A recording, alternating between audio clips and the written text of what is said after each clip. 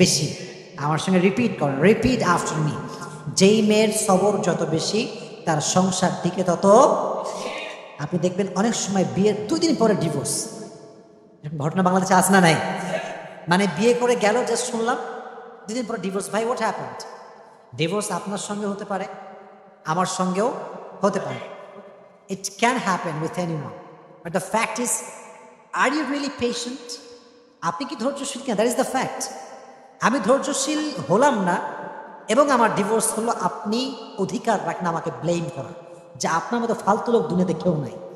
কিন্তু আমি যদি পেশেন্ট হই, আমি যদি আমার ওয়াইফের সঙ্গে অ্যাডজাস্ট করে চলি, সব কিছুর পরে যদি আমি ব্যর্থ হই, তাহলে আপনি আমাকে ব্লেম করতে পারবেন না। আর হ্যাঁ, সর্বশেষ কথা, যদি কোনো মেয়ে দেখে যে না কোনোভাবেই অ্যাডজাস্ট হচ্ছে না, শ্বশুর ভালো না, শাশুড়ি ভালো না, স্বামী ভালো না, no one is good person in my family, কাউরে ভালো লাগে না, কেউ আমাকে বোঝে না, আমি যদি এখানে আর একদিন থাকি আমার জীবনটা জাহান্নাম হয়ে যাবে, তখন কোরআন বলছে ঠিক আছে বের হয়ে আসো। যেটা আমি আগেও বলেছি, বের হয়ে আসো।